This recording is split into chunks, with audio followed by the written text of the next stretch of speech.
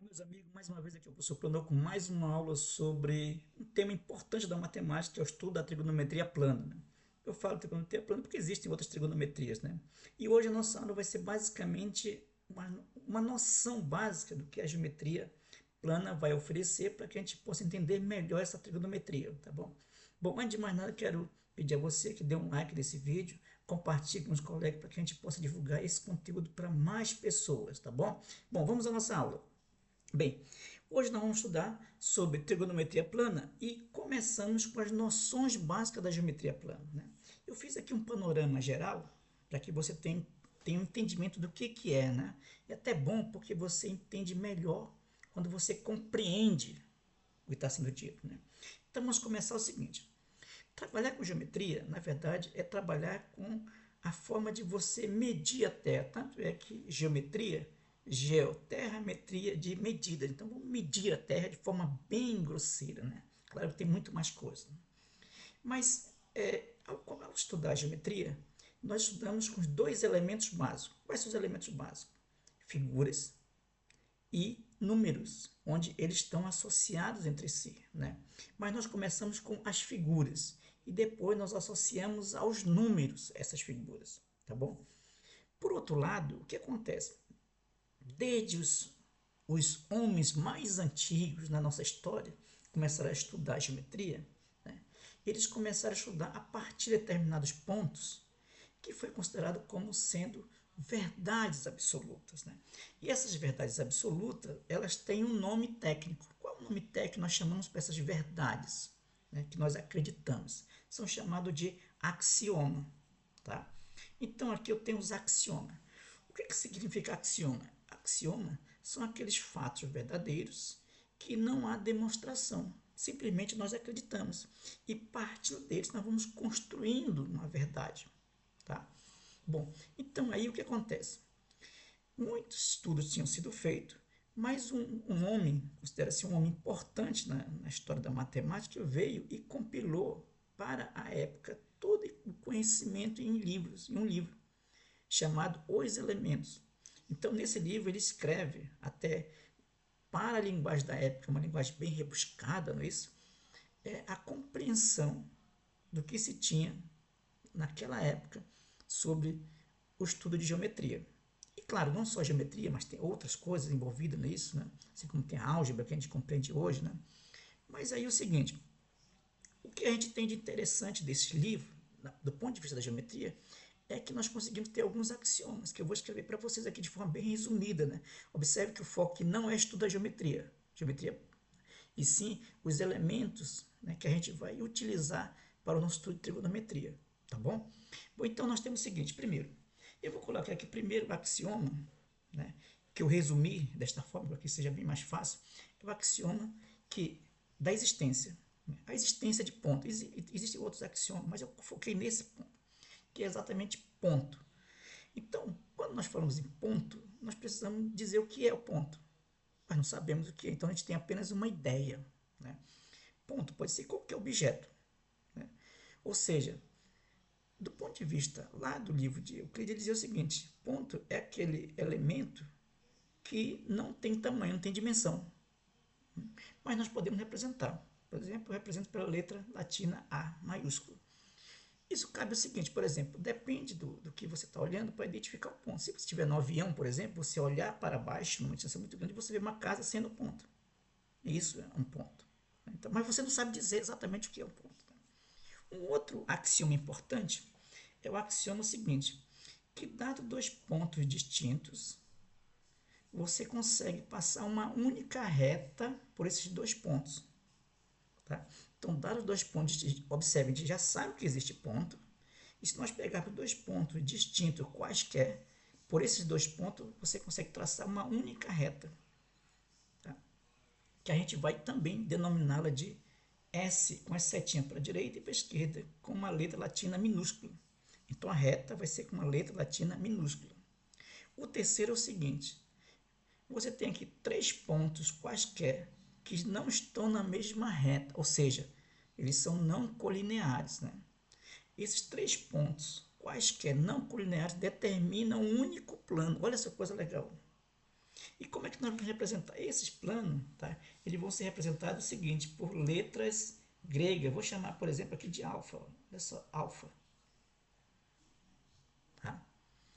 Muito bem. E um outro importantíssimo axioma é o seguinte, que dado um ponto qualquer, por esse ponto passam infinitas retas. Tá? Eu estou considerando aí esse grau de importância, tá? Para vocês entenderem bem onde eu quero chegar. E existe na verdade, um dos axiomas que, na verdade, ele tem eu diria para vocês assim, um problema, porque ele foi considerado um teorema. Só que ele, sendo considerado teorema, ele precisa ser demonstrado. Vocês sabem que um teorema precisa de demonstração. Não? Você precisa ser provado a sua veracidade. Então, esse quinto aqui foi considerado um teorema. No entanto, ninguém conseguiu provar esse teorema. Como ninguém conseguiu provar, foi-se considerado como um axioma, chamado quinto postulado de Euclides. Esse quinto postulado ele gerou muitas coisas interessantes e, ao mesmo tempo, muitos problemas. Por quê? Muitas pessoas tentaram demonstrar esse postulado de Euclides como se fosse um teorema. Né? Essa tentativa de demonstrar esse postulado, como se fosse um teorema, gerou muita descoberta. Né? E dentre eles, eu considero o seguinte, três matemáticos extremamente importantes debruçaram sobre esse tema, e eles são, digamos assim, entre todos, os mais famosos. Que a gente tem aí o Gauss, que todo mundo já ouviu falar, do matemático Gauss, brilhante matemático, desde muito cedo. O outro matemático, que era alemão, né? Outro matemático importante, Bolyai, um matemático húngaro também brilhante. E o outro matemático, né, é Lobachevsky, que é um matemático russo. Né? Inclusive, disse na história que Lobachevsky foi o primeiro a publicar sobre essa forma de ver a geometria. Tá? Muito bem. Então, veja, o quinto postulado de Euclides diz o seguinte, olha só, tem que dizer o seguinte, que dado dois pontos numa reta e um ponto fora da reta, por esse ponto que está fora da reta, passa uma única reta paralela à reta dada. Olha só. É um negócio meio confuso, né? A gente, no primeiro momento, tem meio confuso. Mas traduzindo, quer dizer o seguinte, de forma bem simplória. Duas retas paralelas nunca se encontram. Isso que quer dizer. Tá? E como é que eu sei que as retas são paralelas? Porque elas preservam o ângulo, chamado ângulos de correspondência, né? Ângulos correspondentes. Os correspondentes alternos, internos, colaterais, eles prevalecem. Esses ângulos aqui, ó, prevalecem, são os mesmos. Elas não mudam. Então, eu tenho o quê? As chamadas retas paralelas. Então, por muito tempo, se acreditou que as retas paralelas nunca se encontravam. Todo mundo tentou provar isso, mas ninguém conseguiu provar, então acreditou-se como axioma. Bom, mas isso aí é o seguinte, eu posso ter, por essas duas retas paralelas, duas outras retas, chamadas retas transversais. Por exemplo, eu tenho a reta P e a reta T. A reta P e a reta T, elas têm um ponto em comum na reta R, que é o ponto C. Então, essas duas retas se tocam no ponto C. Porém, quando elas se tocam no ponto C, veja, elas geram essa figura que está aqui embaixo, ó, onde eu tenho o ponto A, o ponto B e o ponto C aqui, ó, tá? Girada, né? Esta figura aqui é o que a gente chama de triângulo. Tá? Mas olha só uma curiosidade muito legal, que foi se mantido por muito tempo e até hoje se mantém, né? Que é exatamente o seguinte, desse axioma, né, de Euclides, foi se provado o seguinte, que essas retas transversais aqui, eu posso trazer para cá, tá aqui as duas retas, né, de forma desenhando aqui, as retas transversais. Eu posso ter o seguinte, que esse primeiro aqui, ó, nesse primeiro aqui, forma um ângulo alfa. O meio forma o ângulo beta, que é tudo certinho, e 3 forma o ângulo θ. Se você olhar para cá, é o seguinte, esse ângulo beta com esse ângulo aqui, ó, eles são opostos pelo vértice, então tem a mesma medida, beta. Esse ângulo alfa tem o ângulo aqui, ó, correspondente, alfa bem aqui, esse outro aqui também, ó, θ igual aqui, ó. Mas, por sua vez, a gente sabe o seguinte, que aqui, ó, nessa reta, eu tenho um ângulo raso. Observe que eu estou olhando a reta toda, né? Um ângulo raso. E a medida, o valor numérico do ângulo raso é 180 graus. Então, disso eu posso concluir o seguinte, que se eu somar alfa mais beta mais θ, que são os ângulos que aparecem aqui, ó, internamente ao triângulo, a soma deles é quanto? 180 graus. Isso quer dizer que a soma dos ângulos internos de um triângulo qualquer é 180 graus. Baseada onde? No quinto postulado de Euclides. Essa afirmação é muito forte, não é isso? Muito forte. Isso porque acreditava, então, o seguinte, que a Terra era o quê? Plana. Isso para a época. Né? Mas muitos matemáticos, eu falei para vocês, se debruçaram sobre isso e começaram a discutir e encontrar uma maneira de demonstrar. E não conseguiram, mas por sua vez tem uma coisa boa, que eu acho que a matemática tem isso, né? Que faz o seguinte, descobre outros caminhos. Descobriu o seguinte, que como a Terra não é plana, e sim ela tem um formato arredondado, de uma esfera, então começou a se pensar o seguinte, está aqui a esfera, está aqui do lado da esfera. Então tem o ponto C e o ponto D aqui embaixo. Né? Aqui os pontos são os vértices aqui. E eu posso passar por esses pontos, os dois pontos aqui, já que eu tenho aqui, ó, dois pontos distintos, terminam uma única reta, e reta para a época era linha, né? Eu traço uma linha bem aqui, ó, por esses dois pontos. Só uma, professor? Não, você traça muitas retas, muitas linhas, ó, em cima da superfície, está traçando em cima da superfície. Veja que essas retas, elas têm o quê? Elas prevalecem com a sua inclinação. Os seus ângulos são os mesmos. Então já começou a se pensar uma coisa diferente. Opa, peraí, está acontecendo uma coisa diferente. O quinto postulado de Euclides diz que as retas paralelas nunca se encontram. Então, nesse novo ambiente definido, eu tenho várias retas que se encontram. Ou seja, começa então a dar digamos assim, um parafuso na nossa mente, né? Isso que nós acreditávamos que as retas paralelas nunca se encontravam. Mas agora a gente começa a descobrir que não. As retas paralelas se encontram. E antes do infinito, aqui, ó, nesses pontos aqui, ó, C e D. Né? Disso aí levou o seguinte, que eu tenho que, se eu olhar os segmentos, é isso, eu posso formar um triângulo. Aí eu posso pegar esse segmento aqui e trazer aqui embaixo. Olha só que está bem aqui, ó. Eu tenho o segmento, o ponto C, o ponto A e o ponto B. Só que é curioso o seguinte, esse segmento está bem aqui, ó, quando ele passa por cima da superfície, por exemplo, da laranja, ele desce na linha do Equador, ele forma 90 graus, está aqui embaixo, 90 graus. Ó. E por sua vez, ó, ele forma por aqui por cima, também 90 graus. Então eu já tenho o seguinte, que esses dois ângulos aqui, somando, vai ser quanto? 180. Ainda nem somei com beta. Isto quer dizer que eu consegui um triângulo formado por três segmentos, né? Que agora eu já sei que segmentos são essas semilinhas aí, e que a soma deles é maior que 180. Olha só que coisa interessante. E aí vem uma pergunta natural. Será que eu estudei? O que eu estudei estava tudo errado? Não, não se faz isso, né? Então a gente vai fazer o seguinte, nós vamos pegar, e aí, o que eu disse? Nós vamos pegar e fazer uma separação, foi o que os matemáticos pensaram. Vamos fazer o seguinte, vamos pegar e dizer que existe uma geometria que funciona. Qual é a geometria? A geometria euclidiana. Existe uma geometria que não funciona no quinto postulado. Vamos chamar de geometria não euclidiana. Não vamos desmerecer todo o trabalho que foi feito da geometria. Tá? Isso é muito legal, né? É uma evolução grande. Tanto é que essa nova geometria aqui, ó, chama geometria, alguns chamavam de geometria imaginária, né? Mas foi chamada, mais conhecida como geometria não euclidiana. Só que isso aqui abriu várias portas de estudo.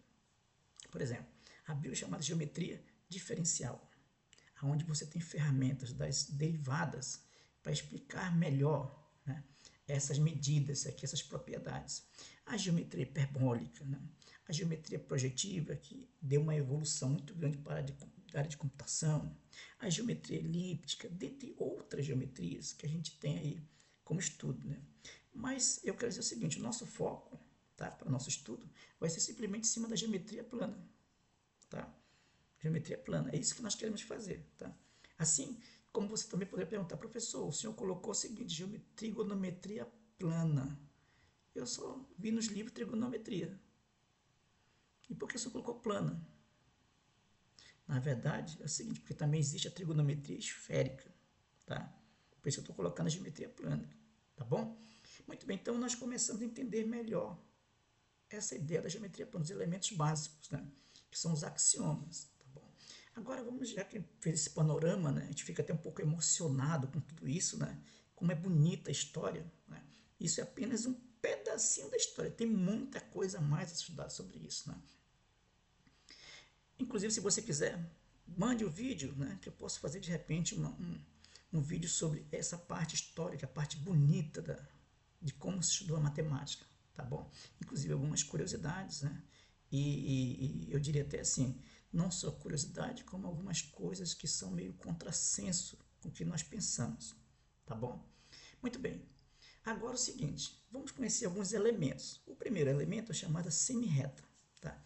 Observe o seguinte, a semirreta é um objeto, né, um ente matemático, que ela tem aqui, ó, dois sentidos, para a direita e para a esquerda. E nós vamos representar no meio dela um O. Tá? E esse Ozinho aqui vai ser chamado de origem.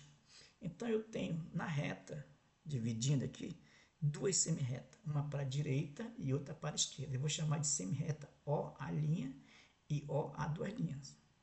Tá bom? Essa semirreta também pode ser representada assim, ó. Se eu pegar os pontos nas retas, ó, B e A, eu posso ter a semirreta OA', também descrito assim, ó, OA com uma setinha em cima, só num sentido. Ou pode ser feito assim também, ó, outra semirreta. OA duas linhas sendo OB com a semirreta também para a direita. Um outro ente importante que eu falei para vocês é o chamado segmento de reta, né? Segmento de reta é o seguinte, é apenas um pedaço da reta. Está aqui, por exemplo, de O até A, só esse pedacinho representado por essa setinha em cima. Isso vai ser o segmento, tá? É importante lembrar o seguinte, aqui nós não estamos estudando toda a geometria, tá? Apenas um ponto, uma parte dela para servir para o nosso estudo e até relembrar um pouquinho, né? O outro elemento é o ângulo, tá? O que é o ângulo? O ângulo é uma região formada por duas semirretas. Então tá aqui, por exemplo, tá aqui. Esse aqui é um ângulo, essa aqui é a setinha aqui indicando o ângulo, essa região aqui é um ângulo, tá? Formado pelas duas semirretas. Aí vamos conhecer os elementos desse ângulo. Por exemplo, OA e OB são chamados lados do ângulo. Então, em cima dessa semirreta aqui, ó, nós vamos denominá-las de lados. Tá aqui lados. Por sua vez, eu tenho o ponto O aqui, ó, vai ser chamado de vértice, ou seja, a origem, nós vamos usar o nome técnico vértice, né? E por sua vez eu tenho um ângulo, por exemplo, eu tenho um ângulo aqui, AOB, tá aqui, ó, AOB, aqui, ó, interno, ou esse ponto aqui, AOB, observe que o O tem um chapéuzinho. Ou eu posso ter, por exemplo, eu posso ter esse ângulo aqui, eu posso ter um ângulo externo também, ó. Então, BOA, ou B.OA. Então, tenho duas regiões, né? Região interna e região externa para o ângulo, tá bom? Outra coisa importante é que eu posso representar esse ângulo. Lembra que eu falei para vocês, o ângulo é representado por uma letra, vou colocar letra grega, ou por um número, um chapéuzinho em cima, né? Então, aqui eu tenho AOB, é o alfa chapéu, e BOC, um chapéu, tá aqui, ó, para representar o ângulo. Então, vai ser uma letra com um chapéuzinho, tá? O outro elemento importante é o chamado ângulo nulo e ângulo raso. Observe que o ângulo nulo ele é formado por uma semirreta. Então tá aqui, ó. Observe que eu tenho bem aqui, ó, uma semirreta e aqui, ó, eu tenho um ângulo, tá? Eu vou até colocar todinho aqui assim, ó, riscar. Tá? Ângulo nulo. E eu tenho um ângulo raso. Tá? O ângulo raso é formado por toda a reta. Uma coisa interessante, se você olhar bem, o desenho aqui, ó, o desenho nesse primeiro, é igual ao desenho aqui embaixo. Ó. Por isso alguém pode confundir ângulo nulo com ângulo raso. Mas você agora já sabe que o ângulo nulo é formado por uma semirreta. O ângulo raso é formado por uma reta. Tá bom? Vamos ver agora o seguinte. Um outro elemento importante é você pensar assim, qual é a região que eu devo estudar? Na hora que estiver estudando o ângulo, porque existem duas regiões, não é isso? Região interna e região externa. Então, qual eu devo estudar? Depende do problema. Mas você vai conhecer as regiões agora. Primeira região é o seguinte, interior de um ângulo. Está aqui, ó. Essa região aqui, ó, que está pintada, é o chamado interior do ângulo, ou onde estão os pontos, o ponto interno. Tá? Aqui, ó. Então, na verdade, o que nós temos? O interior vai ser a interseção de alfa' com alfa. Observe que beta, alfa' interseção com beta'. Observe que a região de beta é para cá, todinho aqui, ó. Então, se eu vou riscar bem aqui, só para vocês terem ideia, né? Por exemplo, tá aqui, ó, de beta, essa aqui, ó.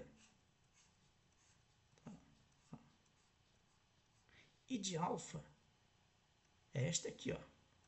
Vou até riscar, ó.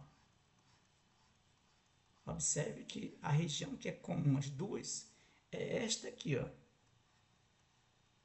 Né? Esta aqui, ó. Então, ela é o que? A interseção, tá aqui, ó. Alfa', interseção beta', essa aqui, ó. Esse é o interior do ângulo, né? Por sua vez, eu tenho o exterior do ângulo, que é essa parte aqui fora, tá? Observe que no caso do exterior,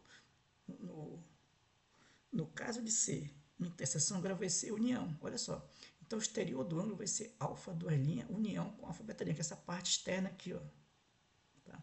Normalmente, pessoal, nós trabalhamos com a parte interna do ângulo, tá bom? Outra coisa é o seguinte, alguns tipos de ângulos. Eu tenho chamado ângulos consecutivos e ângulos adjacentes.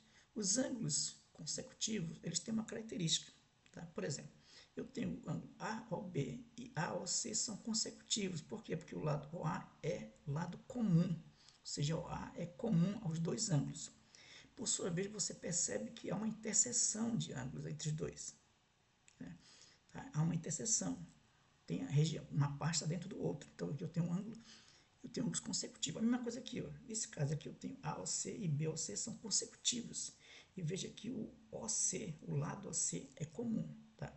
E o outro tipo de ângulo é chamado ângulos adjacentes. Observe que nesse caso, não há interseção entre eles, né? Então, o lado OB, ele é comum aos dois, mas não há interseção do ângulo. Quando acontece isso, nossos ângulos são que ângulos adjacentes, tá bom? E claro, vai ser o que? Consecutivo, tá bom? Outra coisa é o seguinte, comparar ângulos. Veja que agora eu quero comparar regiões. Observe que eu não estou olhando números, estou olhando regiões. Tá? Existem três casos a estudar. O primeiro caso é quando você tem, por exemplo, EF é uma semirreta interna ao ângulo ABC. Tá aqui é a semirreta interna. Então, nesse caso, percebe-se que observe o ângulo ABC, ó, esse ângulo aqui, ó, está essa reta vermelha aqui, só uma, ele é maior que esse ângulo aqui, ó, DEF, ó. Claramente percebe isso, né? Que ele é maior. Tá? Outro caso é quando a semirreta ela é externa ao ângulo, tá aqui, ó, EF é externa. Então, você vai perceber que o ângulo ABC ele é o que? Menor que o ângulo DEF. Ó. Tá?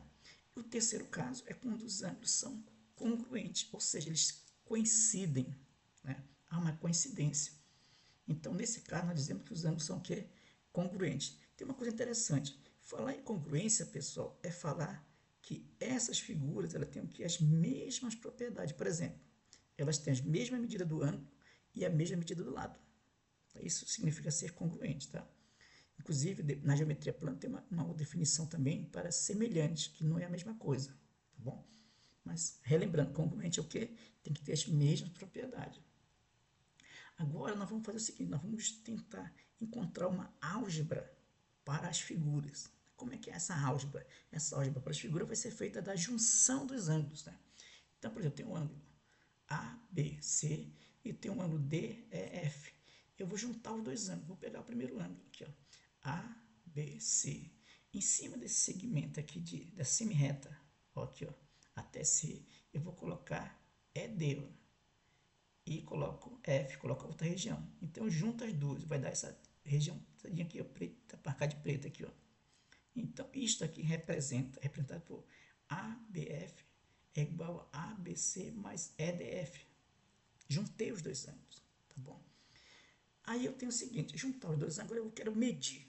Olha essa coisa legal. Lembra que eu falei para vocês no começo que a matemática ela tem dois elementos importantes. Um é as figuras e dois são os números.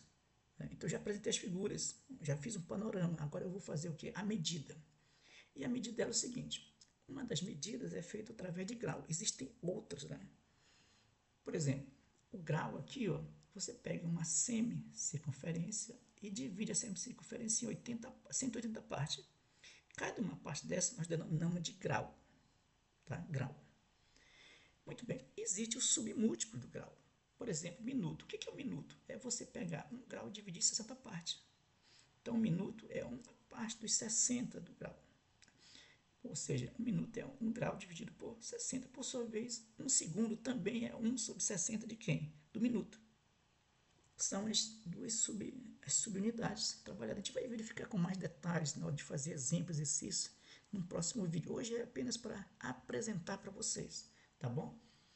Muito bem. Agora nós vamos fazer o quê? Já sabemos qual unidade que vamos usar. Existem outras unidades, né? Mas vamos trabalhar com grau nesse momento. Sabendo isto, nós vamos fazer essas medidas. Como? Nós vamos dizer o seguinte: dentro de uma região cabe quantos graus? Olha só. Tá? Então, medir um ângulo significa verificar quantas unidades de medida cabem no ângulo dado. Por exemplo, esse ângulo aqui, essa região. Quantas medidas eu tenho aqui? Ó, de 1. E nesse caso eu tenho o seguinte: eu tenho aqui a medida do ângulo A ao B. Olha só, representado por M A ao B. O M significa medida. É dada por 20 vezes 1 grau, que é 20 graus. Então, significa que nessa região aqui, por exemplo, né, cabe 20 de 1 grau. Então, eu posso dizer que essa região mede 20 graus. Já consigo medir. Né? A outra coisa é conhecer, então, o que são esses ângulos suplementares. O que são suplementares? Né? Aqui eu coloquei um arranjo bem legal, né, para todo mundo. Dois ângulos são suplementares somente se a soma de suas medidas é 180 graus. Então, eu tenho dois ângulos aqui, ó, o ângulo AOB, eu tenho o ângulo TSR. Quando eu somar os dois ângulos, observe que eu estou somando aqui, estou juntando os dois, observe. RST e AOT, o B. Juntando os dois, ó, eu observo que a soma dos dois vai dar quanto? 180 graus. Observe que eu estou vendo aqui, ó, a reta. A reta está representando um ângulo, se você olhar bem, não é um ângulo nulo, é um ângulo raso. 180 graus. Então, essa medida, esses dois ângulos nós chamamos de ângulos suplementares. Né? Por sua vez, nós temos o chamado ângulo reto. O que é um ângulo reto? Se você tem duas retas transversais e o ângulo entre essas duas retas forma 90 graus, é porque essas retas são perpendiculares, ou seja, ângulo reto, forma 90 graus. Aqui vocês estão olhando bem o seguinte: eu tenho aqui uma semi-reta disso, semi-reta B, aqui, ó, com a reta, forma 90 graus. Mas tem uma coisa curiosa aqui, pessoal.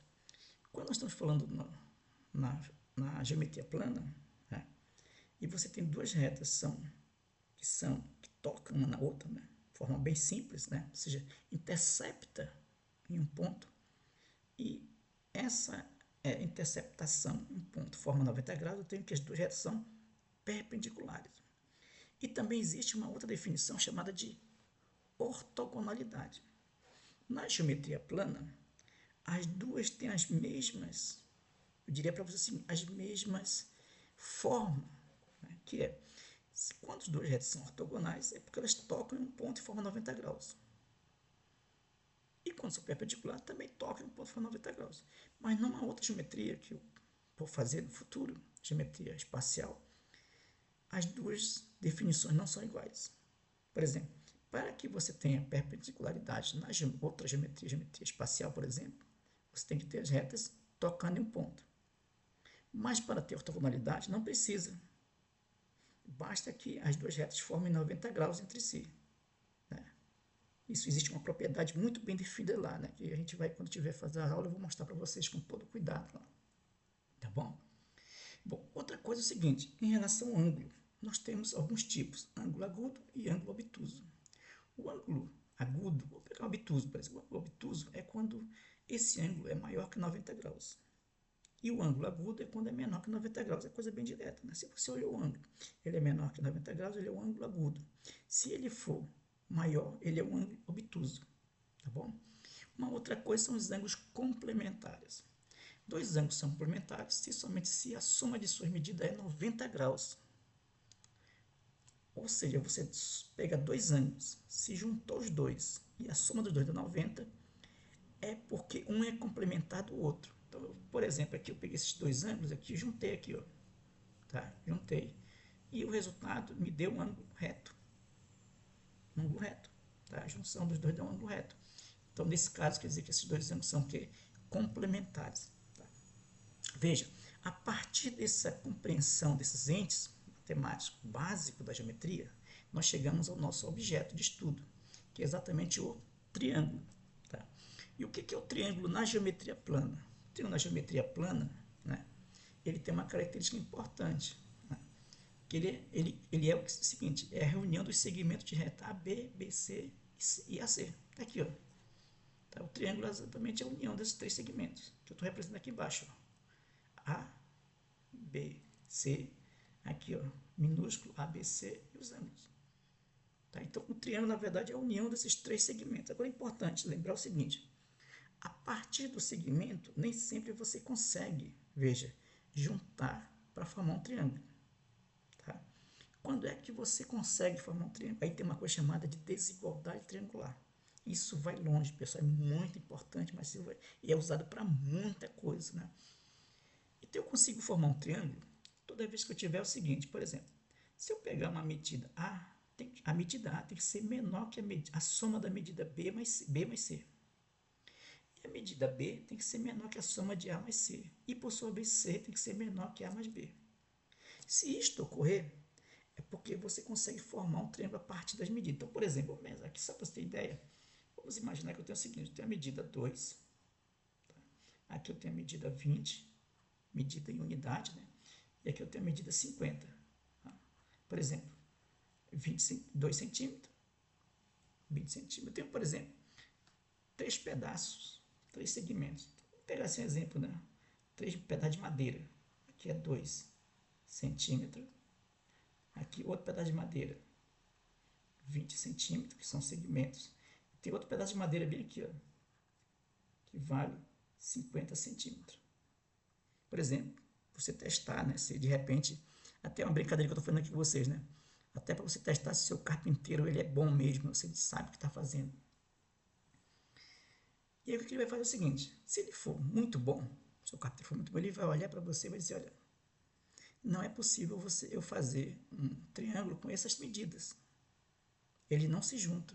Então, por quê? Porque você vai ter o seguinte, para que você consiga formar um triângulo com essas três medidas, você tem que ter o seguinte, 2 tem que ser menor que 20 mais 50. Ah, beleza. E 20 tem que ser menor que, se você olhar, 2 mais 50. Mas, se você olhar bem, ó, 50 não é menor, observe, não é menor que 2 mais 20. Está aqui, ó. Esse é um problema. Então, esse aqui é falso. Ah, se a gente olhar para cá, ó, aqui, isso aqui, ó, é falso. Isso quer dizer que eu não consigo formar um triângulo com esses três segmentos aqui, ó, 2, 20 e 50. Então, se você conversasse com o seu pedreiro, o seu carpinteiro, né, ele ia dizer, olha, infelizmente não dá para fazer. Talvez a experiência dele que vai dizer isso. Ele não sabe tanta matemática, esse negócio todo, né, mas ele vai dizer, olha, não é possível fazer. E aí você sabe realmente que ele é um bom profissional, ele entende do que está fazendo. Muito bem. Então eu consigo ter os elementos. Vamos identificar os elementos aqui, ó. Isso, claro, vai se identificar depois numa outra geometria, tá? Quando eu estiver estudando uma geometria, a geometria plana, que eu vou fazer um vídeo para vocês aqui, de todo o curso de geometria plana, para a gente ter, eu vou esclarecer melhor isso aqui, mas já é só para matar a curiosidade. Né? Pô, nesse triângulo eu tenho os valores, são os valores, são os elementos, né, de verdade, os elementos. Vértice A, B e C, A, B e C são chamados de vértices, os lados AB, BC e AC, ó, tá? São chamados de lados. Observe que aqui está representando o quê? O objeto. tá? O objeto, o ente, que é segmento. E eu tenho as medidas. As medidas vão ser representadas por uma letrazinha M na frente, ó. M de AB, ó. Ou seja, eu estou calculando a medida do segmento AB. Vale quanto? C. Tá aqui, ó, AB. A medida do segmento BC vale A. E a medida do segmento AC vale B. Tá? Então, veja, eu tenho um objeto e a este objeto eu estou associando um valor numérico. Por isso que eu estou colocando M na frente. Tá? E a outra coisa são os ângulos. Os ângulos BAC. Ó, tá? Esses são os ângulos. São 3 ângulos diferentes. Ó, porque tem 3 características que eu estou mostrando para vocês são diferentes. Né? E aí é o seguinte. Para termos uma coisa interessante, eu estou criando uma classificação do triângulo. Tá? Eu tenho o seguinte aqui. Ó. Quanto à classificação do triângulo, eu posso classificar o triângulo de 2 maneiras. Tá? As maneiras mais básicas.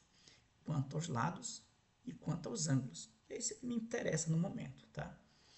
Muito bem. Quanto aos lados, eu posso ter um triângulo isósceles. O que significa o triângulo isósceles? Significa que ele tem 2 medidas iguais. Tá? Por exemplo, esse caso de triângulo aqui, ó, 7, 7, 8. Tá?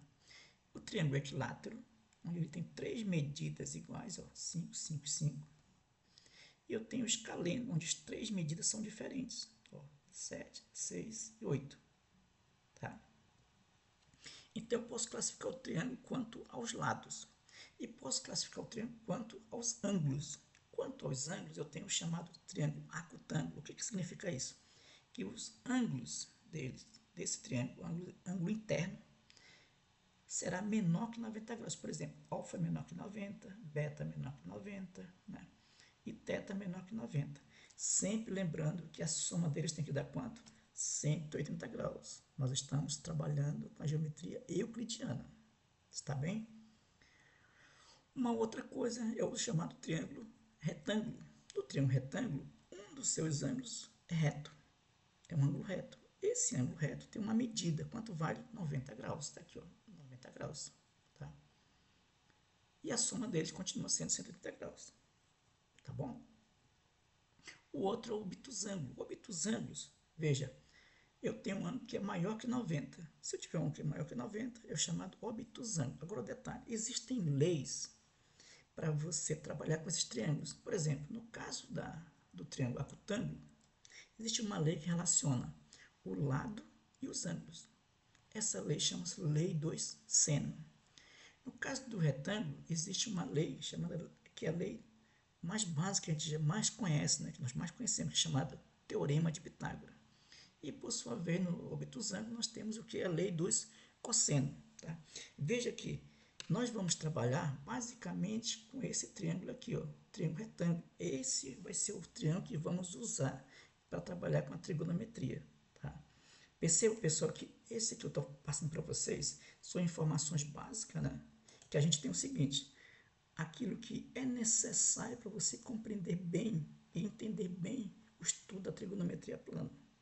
São os conceitos mais básicos possíveis. Né? Hoje foi um bate-papo, a informação foi assim, o primeiro vídeo que você, olhando, você vai gostar bastante, porque é muita informação de curiosidade também. Tá?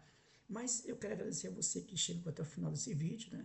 Sempre pedindo a você para divulgar, dê um like, compartilhe com os colegas que queiram aprender um pouquinho sobre a trigonometria plana, compreender esse assunto que para alguns é considerado difícil, mas que eu quero mostrar para vocês que sejam muito bem fácil, tá bom, pessoal? Então, quero agradecer. Até a nossa próxima aula. Um grande abraço a todos vocês. Tchau.